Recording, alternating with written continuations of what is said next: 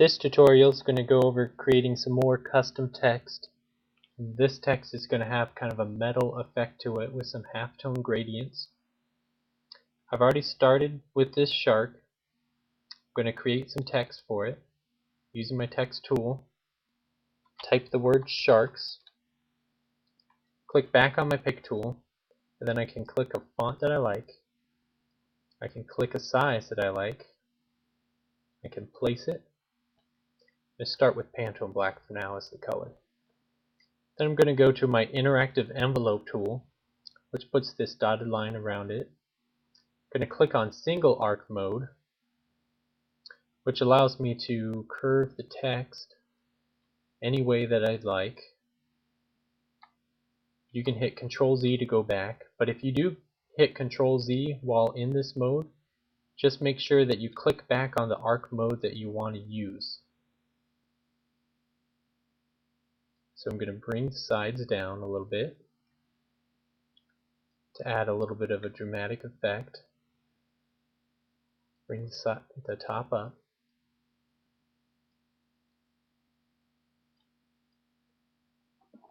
And I like that, so I'm going to go to Arrange, and I'm just going to convert this to curves, and then I'm going to move it up just a little bit.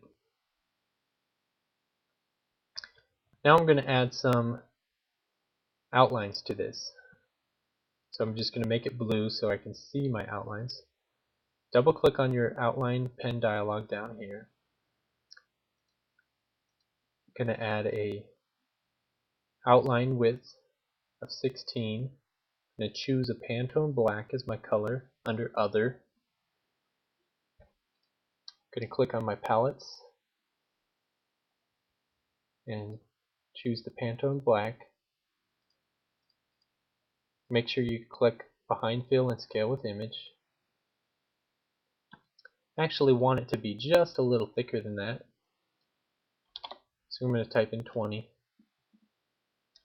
Then if I like that, I'm going to go to Arrange, Convert Outline to Object.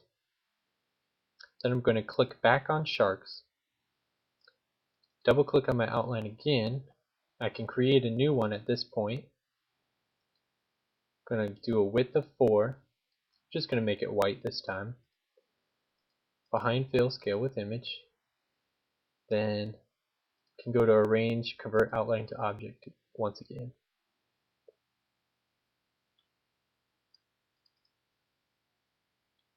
On certain fonts you may notice some odd node issues, but you can usually take care of it by adjusting them, like so.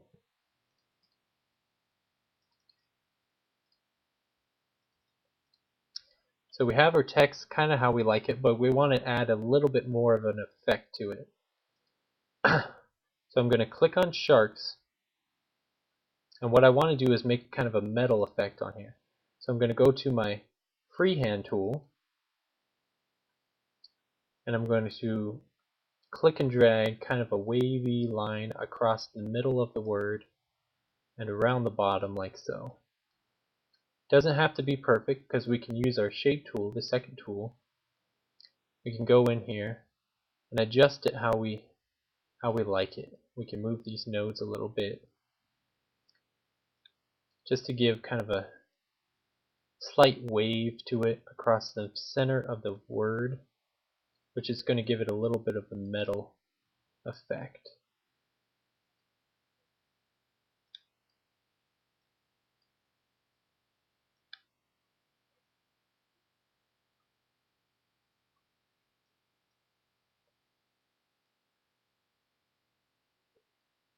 And once you have it how you like it across the word, it doesn't matter what this edge is like. So at this point, we're going to click off to the side. We're going to click on the word sharks, the blue part. We're going to hit Control C on our keyboard to copy, Control V to paste, so we have an extra copy of the word sharks on top. Then we're going to click on our freehand shape, then shift click on the blue word sharks, and then press the trim button. And at this point you can go ahead and click on your freehand shape and delete it. And then if you click on the top part of this word sharks and color it a different color, you'll see that we have half of the letters there. And so at this point now we can add a cool fade effect to this to make it look shiny. So click on that top part of your word sharks, then click on your fill tool, your fountain fill. We're going to go to custom. I'm going to select the yellow side here and go to others.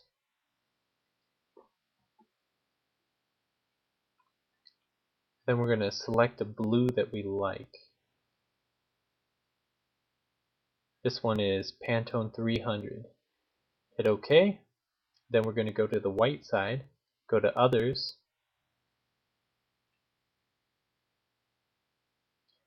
and we want to make sure that it's also that 300 but at 0 tint.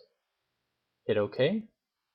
Then go to your PostScript options, click on dot, change it to 45 and hit OK, and then hit OK. Now we have a fade on here, but we want to adjust that fade, so we're going to click on our interactive fill tool. We're going to move these boxes how we see fit. We want to make kind of white near the bottom and then blue near the top, like so. But we don't want it to be too strong. And then what we're going to do is we're going to go back to our pick tool for a moment. We're going to hold down shift on our keyboard and then right click and drag to copy that gradient color to the bottom half of the word sharks.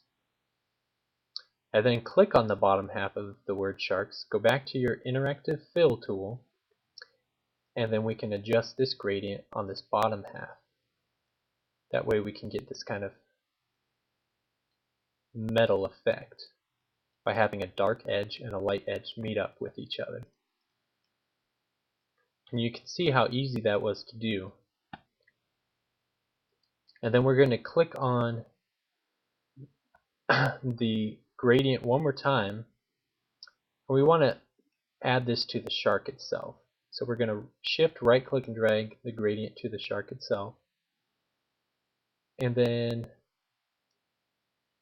just go ahead and ungroup the shark. And you may have to pull this color to a couple areas of the shark. And then we're just going to adjust this gradient like we did before using the interactive envelope tool, just to make our shark a little bit more exciting as well.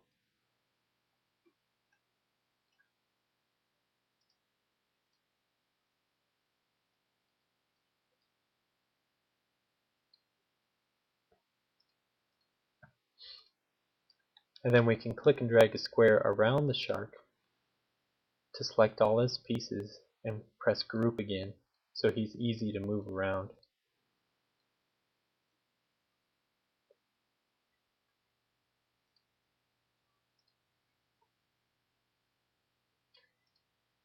And then we're going to click on the black part of the word sharks. We're going to hit Control C to copy, Control V to paste, and then we're going to hit Shift Page Down to send that behind everything else. Then we're just going to use our arrow keys to move it down a little bit to give kind of almost a little bit of a shadow or 3D effect to the lettering, just to make it pop even more. And then the shark we're going to bring up, and he's actually behind the words, and we want his nose to kind of go above the word. So we're going to hit Shift Page Up to bring him above everything else.